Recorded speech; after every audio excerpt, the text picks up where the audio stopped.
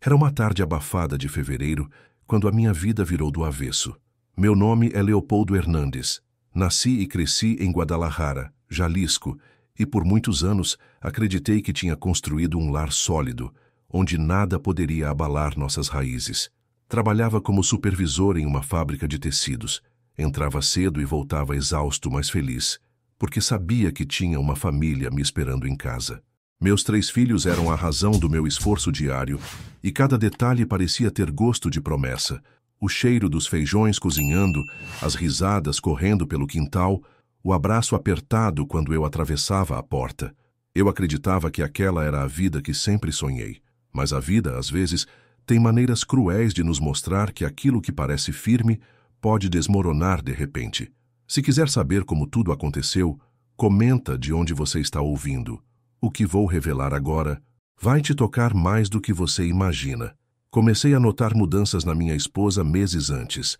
Arrumava-se demais para tarefas simples, comprava roupas diferentes, usava perfumes que eu nunca tinha visto.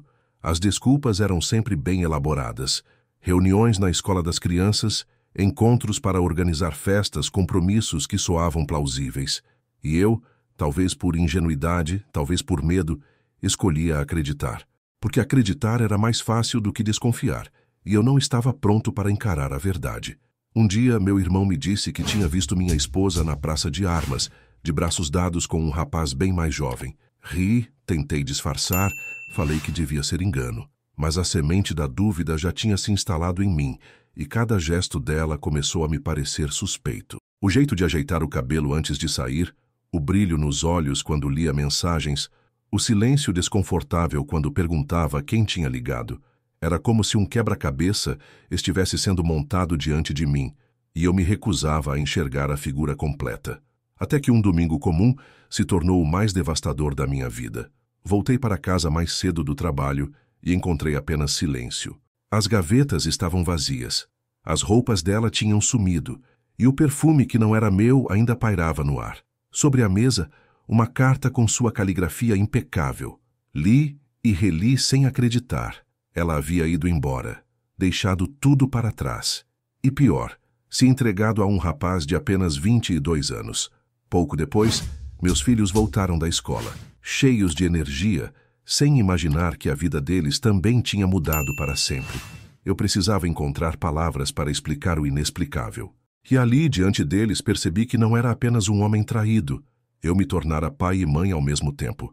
Mas eu não tinha ideia do tamanho da batalha que estava prestes a enfrentar, quando o abandono deixasse de ser um choque e se transformasse em rotina. Quando meus filhos chegaram da escola naquela tarde, eu ainda estava sentado à mesa com aquela carta nas mãos, como se fosse um pedaço de vidro que cortava cada vez mais fundo. Limpei o rosto às pressas, tentando esconder as lágrimas, mas eles eram espertos demais para não notar que algo tinha mudado. Alejandro, o mais velho, com apenas 9 anos, me olhou com aqueles olhos sérios que sempre carregaram uma maturidade precoce. "Papai, aconteceu alguma coisa?" perguntou. Minha voz falhou, mas eu sabia que não podia mentir. Respirei fundo e tentei explicar que a mãe deles havia ido embora, escolhendo outro caminho. Maria Carmen, com 7 anos, arregalou os olhos sem acreditar. Começou a chorar e me perguntava repetidas vezes se a mãe voltaria para fazer o vestido dela do Festival da Primavera. Rodrigo, meu caçula de apenas 5 anos, não entendia muito bem, mas ao ver os irmãos chorando também caiu em prantos. O pequeno, com sua voz doce, me perguntou se a mãe voltaria a tempo de fazer o bolo de aniversário dele que estava chegando. Essas palavras entraram no meu peito como punhais. Eu queria dizer que sim, que tudo se ajeitaria, mas a verdade me paralisava. Naquela noite, depois de colocá-los na cama, sentei-me novamente à mesa e chorei como não fazia desde criança. O silêncio da casa, que antes era cheio de vozes e risadas, agora soava como um eco insuportável. Eu olhava em volta e via os espaços vazios, as roupas dela que já não estavam, a escova de cabelo que desapareceu do banheiro, até a imagem da Virgem que costumava ficar na cabeceira. Era como se ela tivesse arrancado não apenas os objetos, mas também uma parte de nós. E enquanto meus filhos dormiam, a pergunta que me assombrava era: como eu iria dar conta? Eu não sabia cozinhar nada além de ovos com feijão. Nunca tinha feito tranças no cabelo da minha filha. Não sabia lidar com as febres da infância, nem com as perguntas que certamente viriam. Seria eu capaz de ser pai e mãe ao mesmo tempo? A responsabilidade parecia esmagadora, maior do que qualquer carga que já tivesse carregado na fábrica ou na vida. Na manhã seguinte, a rotina já não era mais a mesma. Precisei conversar com meu chefe, pedir para mudar de turno, ajustar horários. A vida exigia de mim muito mais do que eu imaginava, e foi aí que percebi. O abandono não havia sido apenas de uma esposa, mas também de uma mãe. E meus filhos tão pequenos estavam prestes a me mostrar o quanto essa ausência pesaria em cada detalhe do nosso dia a dia. Os primeiros meses foram um verdadeiro inferno, e não tenho outra palavra para descrever. Eu acordava antes do sol nascer, preparava às pressas o café da manhã, colocava uniformes meio amassados nos meninos e ainda precisava correr para não perder o ônibus que os levava à escola. Depois, seguia para a fábrica já exausto, como se o dia tivesse acabado antes mesmo de começar. A cabeça não parava. Enquanto ajustava as máquinas, pensava se Maria Carmen teria comido direito, se Rodrigo teria se lembrado de levar a lancheira, se Alejandro não se meteria em briga por conta dos comentários cruéis dos colegas. Era como viver em um redemoinho constante, onde cada decisão parecia carregar o peso de um mundo inteiro. Foi nesse período que percebi o quanto minha irmã Consuelo seria essencial. Ela vinha nos fins de semana, me ensinava a lavar as roupas delicadas, mostrava como fazer tranças simples no cabelo de Maria Carmen e até como temperar um feijão sem deixar gosto de cinza. Eu me sentia desajeitado, como um aprendiz atrapalhado em um palco improvisado, mas fazia de tudo para aprender. Maria Carmen, coitada, deixava que eu testasse suas tranças sem reclamar, mesmo quando ficavam tortas. "Está linda, papai", dizia com aquele sorriso doce que escondia a saudade da mãe. Essas pequenas palavras me davam forças que eu nem sabia que tinha. Rodrigo, o caçula, era quem mais me partia o coração. Ele guardava os desenhos da escola em uma caixa de sapatos, dizendo que queria mostrar para a mãe quando ela voltasse. Eu nunca soube o que responder. Apenas o abraçava forte, tentando segurar as lágrimas, e prometia que um dia tudo faria sentido. Mas por dentro, eu mesmo não entendia nada. E então, como se não bastasse a dor, veio o golpe financeiro. Precisei abrir mão das horas extras e o salário caiu como pedra no fundo de um poço. Vendi meu carro, um Tsuru verde que tanto me custou comprar, para conseguir pagar a senhora que ficava com Rodrigo enquanto eu trabalhava. Era humilhante depender de estranhos para cuidar do meu filho, mas não havia alternativa. O ônibus virou nosso companheiro diário e cada trajeto parecia um lembrete da vida que tínhamos perdido. À noite, depois de colocar os três para dormir, a casa mergulhava em um silêncio pesado. Eu olhava para as paredes, para as fotos antigas, e me perguntava como uma vida inteira podia mudar de rumo em tão pouco tempo. Mas no meio desse vazio, havia algo que eu ainda não conseguia perceber. Era nesse caos que eu começaria a descobrir uma força escondida que só iria se revelar diante das próximas provações. Alejandro foi o primeiro a sentir o peso da ausência da mãe de uma forma que eu não soube prever. Ele era meu menino mais velho, tinha 9 anos, e até então sempre fora tranquilo, aplicado na escola, disciplinado nos pequenos deveres de casa. Mas, de repente, parecia carregar um vulcão dentro do peito. Voltava com o olhar fechado, os punhos cerrados, e qualquer palavra que eu dizia era recebida como provocação. Eu sabia que não era contra mim, mas contra a dor que não tinha onde se apoiar. As reclamações começaram a chegar da professora. Dizia que ele já não queria fazer a lição, que se mostrava agressivo com os colegas e que, por vezes, até se recusava a participar das atividades. Um dia, ele chegou em casa com o lábio cortado e a camisa rasgada. Descobri que tinha se metido em briga porque outro garoto zombou, dizendo que sua mãe havia fugido com um homem novo. Eu fiquei com o sangue fervendo, querendo procurar os pais do menino, mas Alejandro me segurou pelo braço e disse: "Não, pai, isso só vai piorar. Eu sei me defender." Essas palavras, vindas de um menino de 9 anos, doeram mais do que qualquer ferida no corpo dele. À noite, sentei com ele para uma conversa de homem para homem, ainda que ele fosse só um garoto. Expliquei que entendia sua raiva, que era normal sentir-se assim, mas que não podia descontar nos outros o que a vida tinha feito conosco. Disse que ele era o irmão mais velho e que Maria Carmen e Rodrigo olhavam para ele como exemplo. Ele abaixou os olhos e eu vi o conflito estampado em seu rosto. Era como se uma criança e um adulto vivessem dentro dele ao mesmo tempo. Maria Carmen também sofria à sua maneira. Recusava-se a comer, ficava magra demais, e eu passava horas tentando convencê-la a aceitar ao menos um pedaço de pão ou um pouco de arroz. Rodrigo, pequeno e inocente, guardava desenhos para mostrar à mãe quando ela voltasse, sem entender que essa volta talvez nunca acontecesse. Eu tentava ser forte para os três, mas à noite, quando a casa mergulhava em silêncio, era eu quem desabava. Nesses momentos de solidão, olhando para as fotos antigas, me perguntava se seria capaz de sustentar o peso de 3 infâncias sozinho.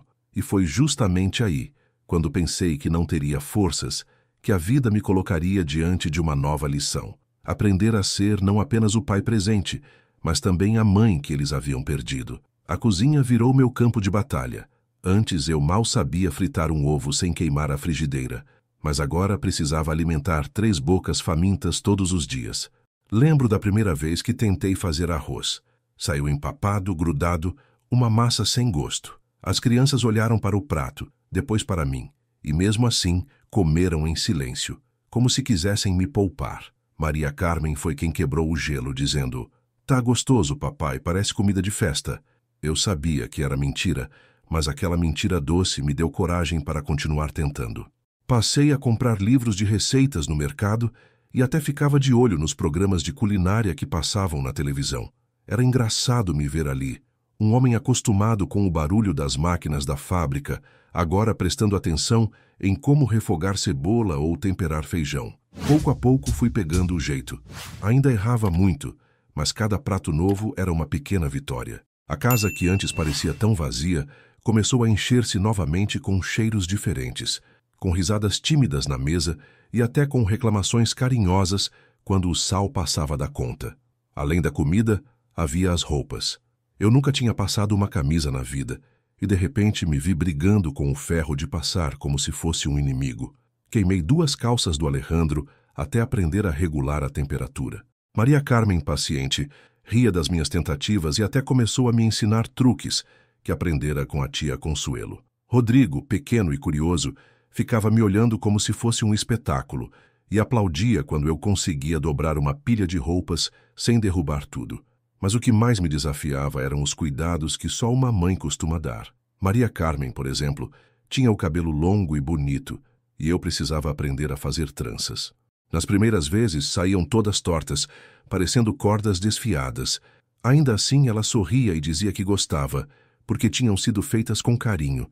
Aquilo me partia e ao mesmo tempo me fortalecia. Cada dia era um teste.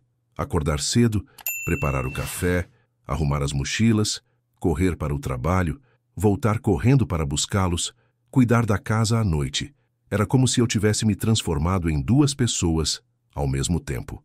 E no meio de tanta luta, comecei a perceber que o que mais doía não era o cansaço físico, mas as perguntas que insistiam em chegar. Perguntas que nenhum pai está preparado para ouvir. Foi numa dessas noites, em que Maria Carmen estava com febre, coberta de manchas de varicela, que a pergunta mais cruel saiu da boca de Rodrigo. Eu passava compressas frias na testa da menina, tentando controlar a temperatura, quando ele, com apenas 5 anos, puxou minha camisa e sussurrou: "Papai, será que a mamãe foi embora porque não queria cuidar da gente doente?" Senti um nó no peito tão apertado que pensei que meu coração fosse parar. A inocência dele cortava mais fundo do que qualquer faca, e eu precisei segurar as lágrimas para não desmoronar na frente deles. Abracei o pequeno e disse que não, que a mãe não tinha ido embora por causa deles, mas porque às vezes os adultos tomam decisões que não sabemos entender. Ele me olhou com aqueles olhos grandes e confiantes, como quem quer acreditar em cada palavra, mas eu via a sombra da dúvida escondida. Maria Carmen, mesmo ardendo em febre, também perguntou baixinho se a mãe não voltaria para vê-la, e eu não soube responder. Como explicar a ausência de quem deveria estar ali, na cabeceira da cama, cuidando dos filhos? Alejandro, que já percebia muito mais do que eu gostaria, começou a reagir com revolta. Batia portas, discutia comigo, brigava na escola. Quando lhe perguntava o que estava acontecendo, dizia que não adiantava nada estudar ou se esforçar, porque no fim todo mundo ia embora. Era como se ele estivesse tentando me castigar por algo que não era minha culpa, e, ao mesmo tempo, testar se eu também os abandonaria. Essa dor não estava escrita em nenhum manual de pai, e eu só podia mostrar, dia após dia, que eu não ia sair dali, acontecesse o que acontecesse. Nessas madrugadas insones, cuidando de uma filha febril, acalmando o caçula cheio de dúvidas e controlando a raiva do mais velho, eu percebi que a ausência dela não era apenas física. Era uma sombra que se infiltrava nas conversas, nos silêncios, nos olhares que buscavam respostas. A cada pergunta, meu coração se partia em pedaços, mas eu não podia mostrar fraqueza. Precisava ser o porto seguro deles, mesmo quando dentro de mim o mar estava em tempestade. E foi nesse cenário de lágrimas contidas, febres altas e perguntas sem resposta que comecei a entender que não bastava apenas sobreviver ao abandono. Eu teria que aprender a transformar dor em força, medo em coragem. E sem perceber, as responsabilidades do dia a dia iriam me empurrar para decisões ainda mais duras, especialmente quando a falta de dinheiro começou a bater à porta. Aos poucos, além da dor emocional, a vida começou a cobrar seu preço no bolso. Eu já não podia fazer horas extras na fábrica, porque precisava estar em casa para levar e buscar os meninos, preparar refeições, acompanhar de perto cada detalhe do dia a dia deles. O salário encolheu como roupa esquecida na máquina, e de repente, o dinheiro que antes bastava para o básico parecia escapar por entre os dedos. Lembro da primeira vez que sentei na mesa da cozinha para fazer contas e percebi que não daria para fechar o mês. As prestações, a comida, os uniformes da escola, os remédios de Maria Carmen, tudo parecia maior do que minhas forças. Foi aí que tomei uma das decisões mais dolorosas: vender meu carro. Aquele Tsuru verde que comprei com tanto sacrifício, meu orgulho de trabalhador, precisou ir embora. Negociei por um valor menor do que valia, mas era o que eu precisava para respirar por um tempo. Quando vi o carro sendo levado, senti como se uma parte da minha dignidade tivesse sido arrastada junto. A partir de então, o ônibus virou nosso companheiro de todos os dias. As crianças não reclamaram, mas eu sabia que sentiam falta dos passeios de domingo, das viagens rápidas, sem depender de horários ou pontos de parada. Para cuidar de Rodrigo enquanto eu trabalhava, precisei pagar a uma senhora do bairro, a Dona Carmen. Cada semana em que lhe entregava o dinheiro, meu coração se apertava, porque sabia que estava abrindo mão de algo que poderia ser usado para os meus filhos. Mas era isso ou deixá-lo sozinho, e essa nunca foi uma opção. A casa, antes cheia de pequenas alegrias, virou um campo de batalha silencioso entre contas, responsabilidades e a saudade que não dava trégua. E, como se não bastasse, a rotina doméstica parecia nunca ter fim. Roupas se acumulavam, a comida precisava ser racionada, e eu me desdobrava entre ser trabalhador, cozinheiro, lavador e pai. Muitas vezes, ficava acordado até tarde, passando camisas, lavando pratos ou preparando marmitas para o dia seguinte. O corpo pedia descanso, mas a mente não permitia. Cada tarefa era lembrança da ausência dela, como se até os objetos da casa tivessem se rebelado contra mim. Ainda assim, por trás desse cansaço, havia uma chama que não se apagava, o desejo de dar aos meus filhos uma vida digna, mesmo sem mãe ao lado. E foi essa chama que começou a iluminar os pequenos passos de superação que surgiriam depois, mesmo quando as feridas emocionais continuavam abertas e os desafios só aumentavam. Era curioso perceber que a fome que mais doía não era a do estômago, mas a do coração. Maria Carmen, por exemplo, passou a recusar comida de repente. Antes adorava frutas e até os doces simples que eu comprava no mercado, mas agora só aceitava tortilhas com sal e feijão. Ficava cada vez mais magra, e o médico me disse que era reação ao estresse, que muitas crianças, quando sofrem um abandono, perdem o apetite ou se fecham em algum tipo de resistência. Eu me sentava com ela à mesa por horas, inventando histórias para convencê-la a comer, prometendo brinquedos, passeios, qualquer coisa. Às vezes funcionava, outras vezes ela apenas me olhava com os olhos marejados e empurrava o prato devagar. Alejandro, por sua vez, canalizava a dor em raiva. Brigava com colegas, se revoltava em casa, respondia atravessado quando eu tentava colocar ordem.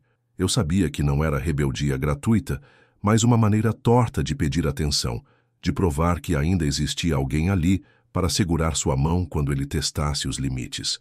Era como um filhote de leão ferido, tentando mostrar garras para esconder o medo. Rodrigo era o mais delicado. Guardava todos os desenhos da escola em uma caixa de sapatos. Dizia que ia mostrar à mãe quando ela voltasse. Fazia corações rabiscados. Escrevia frases com letras tortas.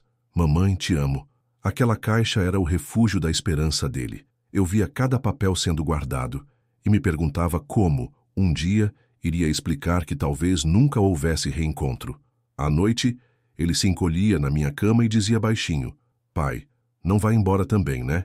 E eu o apertava contra o peito, prometendo que jamais faria isso, mesmo sabendo que promessas assim eram mais pesadas do que qualquer fardo físico. A cada um deles, a dor se manifestava de um jeito diferente, e eu, no meio desse turbilhão, tentava inventar maneiras de preencher os vazios que se multiplicavam. Lia histórias em voz alta, ainda que minha garganta ardesse de cansaço. Fazia piadas ruins só para ver Rodrigo rir.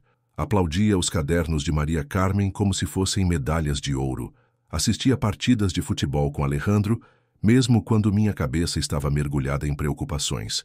Eu não tinha manual, não tinha fórmula. Apenas improvisava dia após dia, como quem aprende a remar no meio da tempestade. Mas enquanto tentava segurar todos os pedaços da minha família, comecei a perceber que, no fundo, não bastava apenas carinho. Logo eu teria que enfrentar um inimigo ainda mais cruel, o peso do julgamento dos outros, que não perdoavam nem a mim, nem a história da minha família. O que mais me surpreendeu não foi apenas o silêncio que ficou em casa depois que minha esposa foi embora, mas também o barulho das vozes de fora.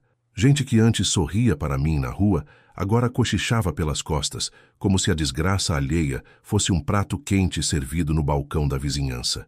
Lembro de sair com as crianças para a missa e sentir os olhares pesados, alguns de pena, outros de julgamento. Era como se todos quisessem adivinhar os detalhes do que tinha acontecido, como se eu fosse culpado por não ter segurado minha mulher, como alguns chegaram a insinuar em voz baixa. Alejandro ouviu comentários cruéis na escola.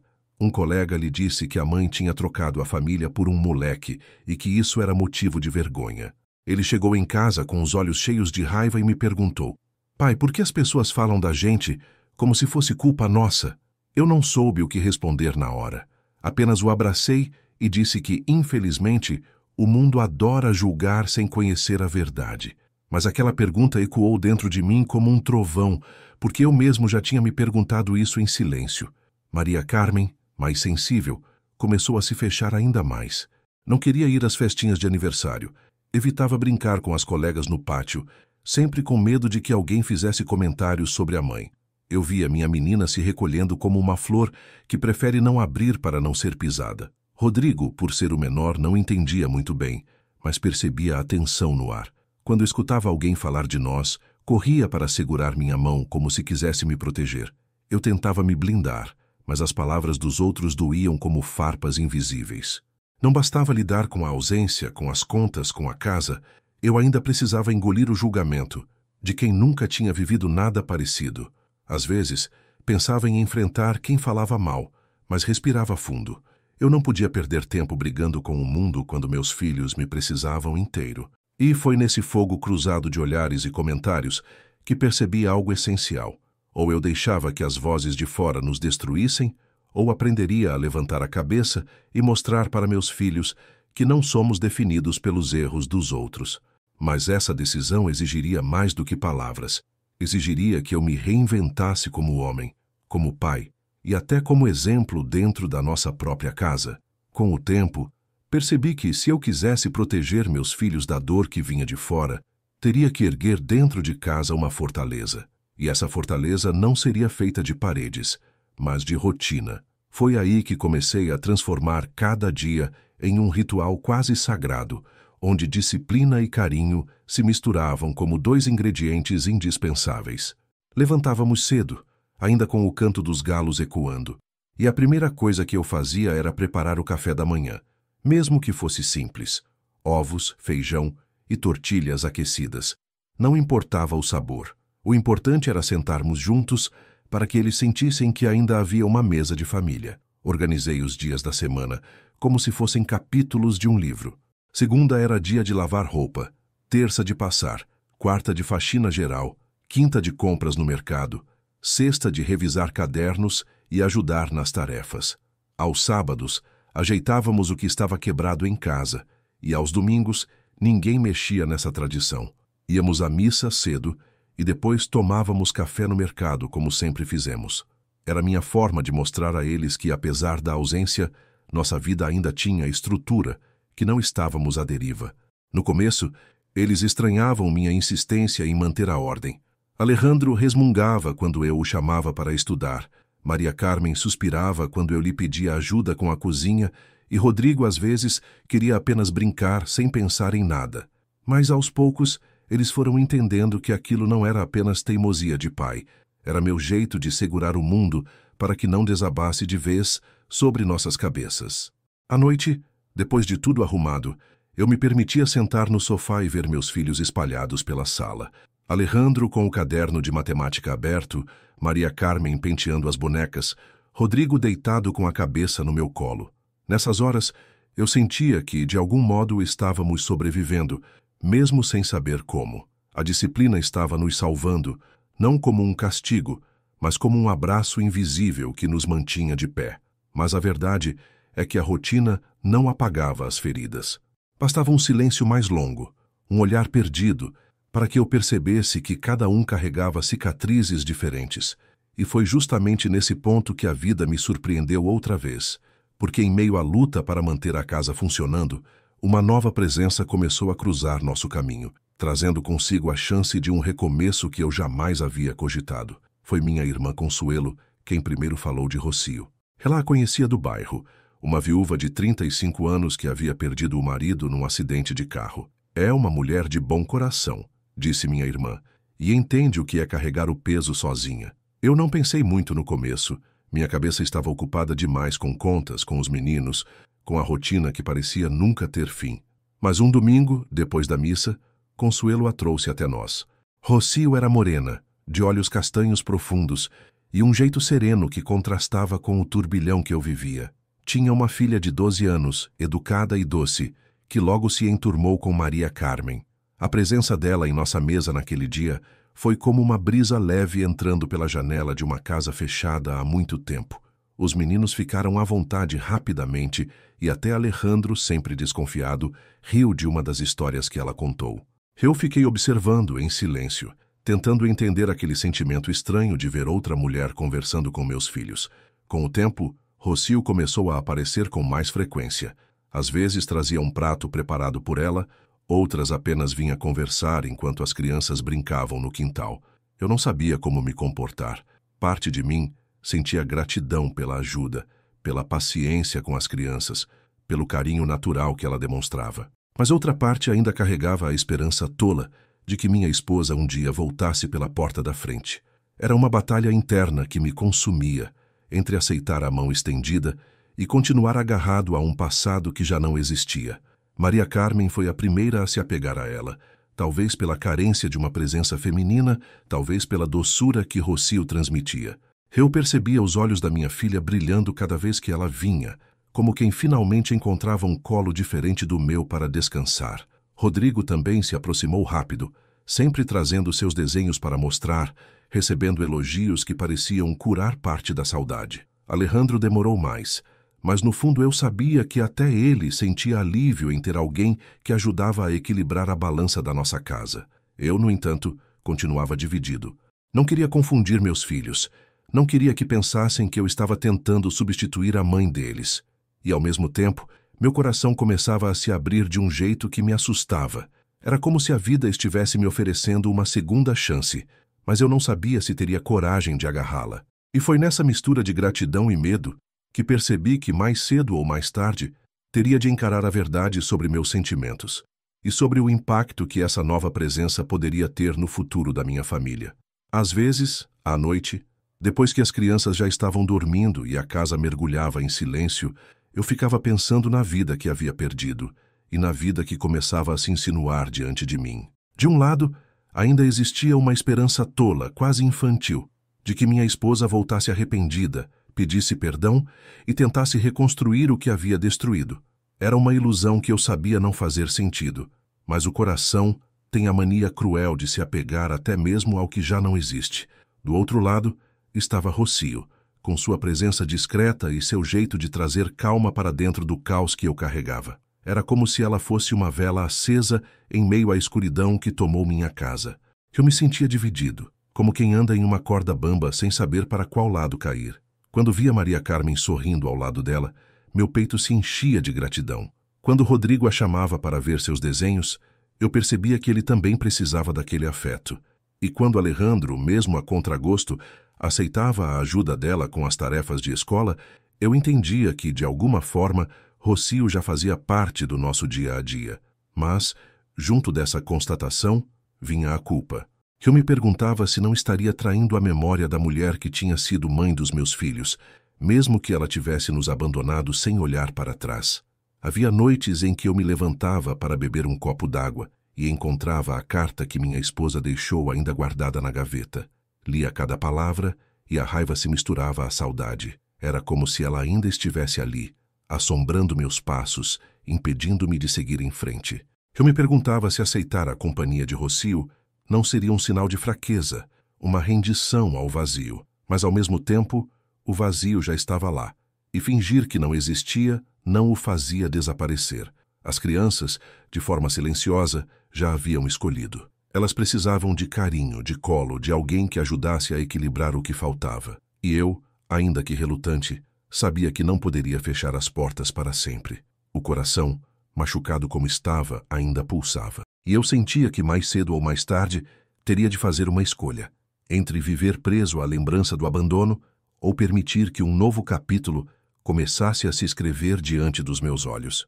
E foi nesse conflito constante, entre o peso do passado e a promessa de um futuro incerto, que um novo desafio começou a se aproximar. O crescimento das crianças, cada um reagindo de forma diferente, trazendo responsabilidades ainda maiores para meus ombros cansados. O tempo passou como quem escorre por entre os dedos, e quando percebi, meus filhos já não eram mais crianças. Alejandro foi o primeiro a mostrar que a infância tinha ficado para trás.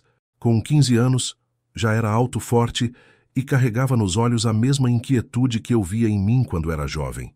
O futebol virou sua válvula de escape. Toda a raiva e a tristeza que um dia o fizeram brigar na escola agora se transformavam em energia dentro de campo. Eu o levava aos treinos aos sábados e ficava na arquibancada, observando como corria atrás da bola com uma fúria que parecia querer vencer o mundo. Cada gol dele era um grito de resistência, como se dissesse, eu sobrevivi. Maria Carmen seguiu outro caminho. Enquanto Alejandro extravasava em campo, ela se refugiava nos livros. Com 12 anos já era a melhor da turma, recebia elogios constantes da professora e enchia meus olhos de orgulho. Eu via nela uma maturidade precoce, como se tivesse assumido para si parte das responsabilidades que não deveriam pesar em ombros tão pequenos. Ajudava a cuidar de Rodrigo, arrumava a casa comigo e ainda encontrava tempo para estudar com afinco. Às vezes me doía ver minha filha tão séria, tão focada, quando deveria estar rindo alto com amigas no pátio da escola. Mas entendia que aquela era a forma dela de lidar com a ausência, transformando a dor em disciplina. Já Rodrigo, meu caçula, cresceu com uma doçura que o tornava diferente dos irmãos. Com 10 anos era carinhoso, engraçado e sempre pronto a arrancar um sorriso quando o peso da vida parecia esmagar a todos nós. Adorava animais. Trazia gatos e cachorros abandonados para o quintal e dizia que um dia seria veterinário. Eu sabia que ele carregava a marca da ausência da mãe de forma mais silenciosa, porque era muito pequeno quando tudo aconteceu. Ainda assim, via nele uma pureza que parecia resistir a qualquer sombra. E assim, enquanto cada um deles encontrava um jeito de sobreviver, eu me via dividido entre orgulho e preocupação. Orgulho por vê-los crescerem fortes, preocupações por não saber se eu estava conseguindo ser suficiente.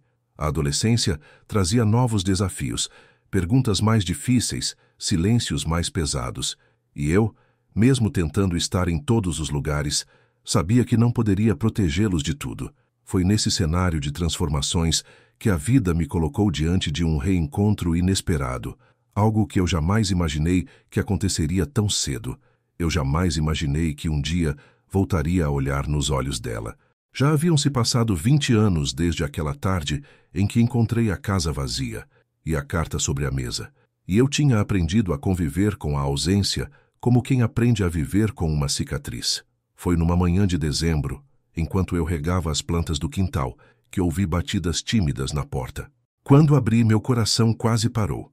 Lá estava a Esperança, a mulher que um dia chamei de esposa, a mãe dos meus filhos, agora com um rosto marcado pelo tempo e pelo peso das escolhas que havia feito. Ela me cumprimentou com um sorriso nervoso, mas seus olhos denunciavam arrependimento. Parecia mais velha do que realmente era, o cabelo tingido em um tom que não lhe caía bem, as roupas tentando parecer joviais, mas sem esconder as marcas da vida dura que havia levado. Por um instante, eu não soube o que dizer. Foram tantos anos imaginando esse momento, ensaiando palavras de raiva, de cobrança, de dor, mas quando finalmente aconteceu, o silêncio tomou conta de mim. Convidei-a para entrar mais por educação do que por vontade. Sentamos à mesa da cozinha, a mesma mesa onde um dia encontrei sua carta de despedida.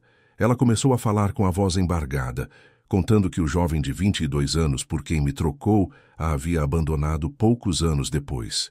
Disse que passou de cidade em cidade, pulando de emprego em emprego, sempre em trabalhos pesados e mal pagos. Confessou que se envolveu com outros homens, mas nenhum ficou. Que viveu sozinha, arrependida, lembrando-se todos os dias dos filhos que deixou para trás. Enquanto falava, lágrimas escorriam de seus olhos e pela primeira vez percebi que o arrependimento também tem rosto, também envelhece uma pessoa. Ela me pediu para reencontrar os filhos, queria conhecer os netos, dizia que desejava reconstruir a família que tinha jogado fora. Eu a ouvi em silêncio, sentindo uma mistura de compaixão e revolta. Parte de mim se lembrava do amor que já existiu, mas outra parte só via uma estranha que chegava tarde demais. Naquele mesmo dia, chamei Alejandro e Maria Carmen para casa, sem contar o motivo. Quando entraram pela porta e viram a mãe sentada na sala, o ar ficou pesado, como se o passado tivesse voltado inteiro. As reações deles foram tão diferentes quanto dolorosas, e naquele instante percebi que o reencontro não seria nada fácil. Maria Carmen foi a primeira a reagir. Assim que entrou na sala e viu a mãe sentada no sofá, congelou. Seus olhos encheram-se de lágrimas, mas não eram de alegria. Eram lágrimas pesadas, acumuladas durante 20 anos de ausência. Ficou parada na porta, sem conseguir dar um passo adiante, olhando para ela como quem encara um fantasma. Quando finalmente abriu a boca, sua voz saiu trêmula, mas firme. Mãe, onde você estava quando eu tive febre e papai ficou 3 noites sem dormir cuidando de mim? Onde você estava quando eu virei mocinha e precisei de alguém para me explicar o que estava acontecendo? Onde você estava na minha formatura, quando só o papai aplaudia chorando na primeira fila? Cada palavra era uma faca lançada no ar, e Esperança chorava em silêncio, sem ter resposta. Alejandro não disse nada de imediato. Cruzou os braços, encostou-se na parede e ficou apenas observando. Quando finalmente falou, suas palavras foram mais duras que qualquer grito. A senhora para mim não é mãe. Minha mãe foi quem me ensinou a amarrar as chuteiras, quem me levou a todos os treinos, quem me consolou quando perdi e celebrou quando ganhei. E essa pessoa foi meu pai.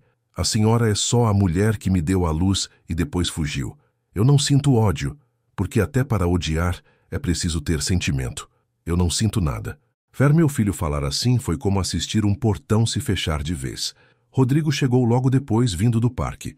Quando entrou e viu todos reunidos, parou surpreso. Reconheceu a mãe, mas ficou sem reação.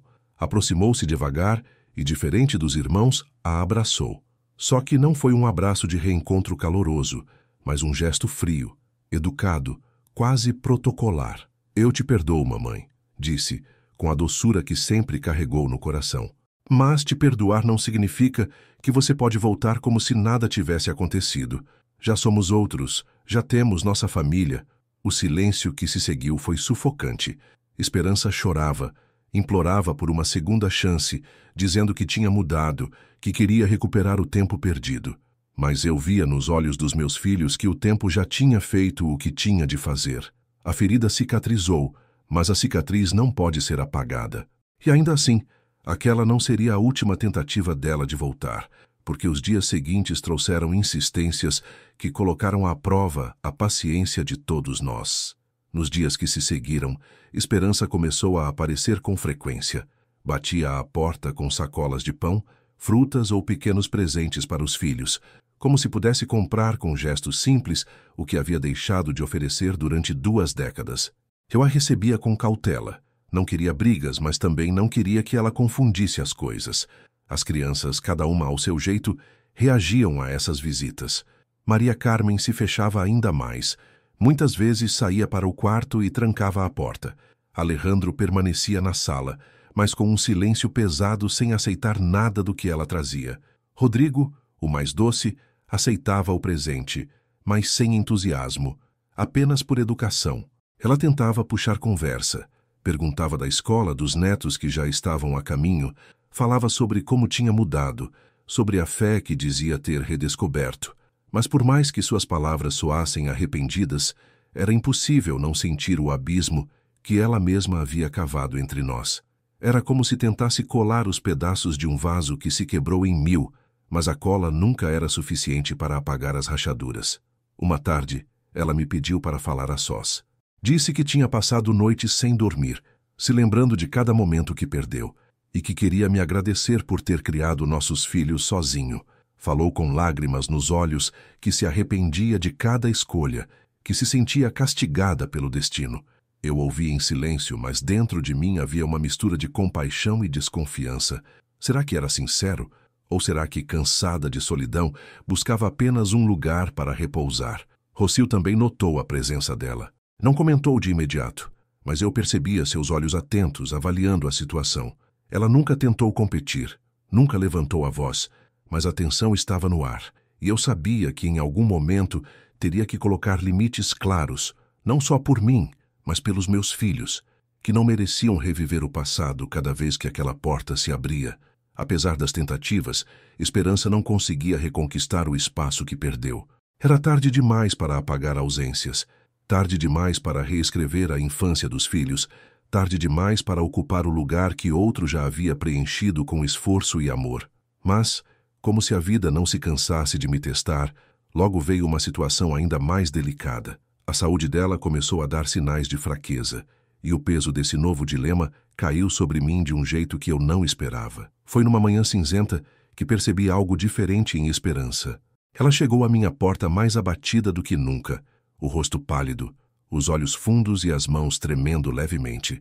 Tentou disfarçar com um sorriso, mas logo percebi que havia algo errado. Sentou-se à mesa, respirou fundo e, depois de um silêncio pesado, confessou que estava doente. O diagnóstico, segundo ela, era câncer avançado. Disse que havia ignorado os sintomas por meses, talvez anos, e agora os médicos lhe davam pouco tempo de vida. Por um instante, tudo ao meu redor pareceu congelar. Eu olhava para a mulher que um dia me deixou e que agora voltava trazendo não só arrependimento, mas também a sombra da morte. Senti uma mistura de sentimentos que não sei descrever. Parte de mim se compadecia, lembrando que, apesar de tudo, ela era a mãe dos meus filhos. Outra parte gritava que ela mesma havia escolhido esse destino ao abandonar a família. Quando contei às crianças, o impacto foi devastador. Maria Carmen, mesmo com a dureza que cultivou ao longo dos anos, caiu em prantos.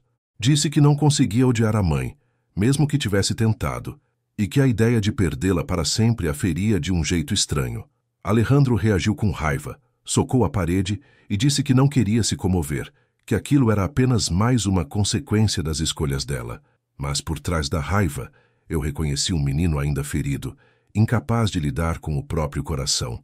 Rodrigo, como sempre, foi o mais sensível. Ficou em silêncio por longos minutos, até dizer baixinho: "Então ela vai embora de novo, mas dessa vez para nunca mais voltar." As visitas de Esperança se tornaram mais frequentes. Já não vinha trazendo presentes, vinha trazendo fraqueza. Às vezes, precisava se apoiar na parede para chegar até a cadeira, outras vezes ficava sem fôlego no meio de uma frase. Os filhos, mesmo divididos, começaram a se revezar em pequenos gestos de cuidado. Maria Carmen preparava chás. Rodrigo lia histórias para distraí-la. Alejandro permanecia distante, mas nunca deixava de observar de longe. E eu, que durante anos carreguei sozinho a responsabilidade de ser pai e mãe, me vi diante de um dilema que pesava mais do que todos os anteriores. Como cuidar de alguém que havia nos causado tanto sofrimento?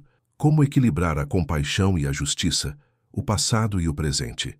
Essas perguntas martelavam na minha mente, enquanto a saúde dela se deteriorava rapidamente, aproximando-nos de um momento inevitável. Os últimos dias de Esperança foram um retrato amargo daquilo que o tempo não perdoa. Ela já não conseguia caminhar sozinha, e cada passo era uma luta contra o próprio corpo. Aceitou morar em um quartinho improvisado nos fundos da casa de Consuelo, minha irmã, que se ofereceu para cuidar dela de perto.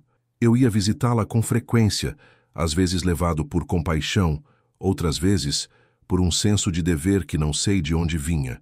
Era estranho encarar de frente a mulher que um dia me abandonou e agora estava tão frágil como uma sombra do que foi. Maria Carmen passava tardes inteiras ao lado dela, segurando sua mão e ouvindo histórias que nunca tinha ouvido. Era como se quisesse, de alguma forma, recuperar os anos perdidos, ainda que fosse tarde demais. Rodrigo levava desenhos coloridos e os pregava na parede do quarto, dizendo que assim ela não ficaria sozinha. Alejandro, por outro lado, raramente se aproximava. Ficava na porta, observando em silêncio, e depois ia embora sem dizer nada. Era sua maneira de lidar com a dor, escondendo-a atrás de um muro que ninguém conseguia atravessar. Esperança falava muito sobre arrependimento. Dizia que trocou uma vida inteira por uma ilusão passageira, que o brilho da juventude que a seduziu não passou de uma chama fraca que logo se apagou. Falava dos netos que mal conhecia, das festas de aniversário que perdeu, dos abraços que não deu. Suas palavras carregavam peso, mas já não tinham força para mudar o passado. Eu a escutava, às vezes em silêncio, às vezes respondendo com frases curtas. Havia dentro de mim um turbilhão de sentimentos que se chocavam a cada visita. Por um lado, queria acreditar no arrependimento sincero.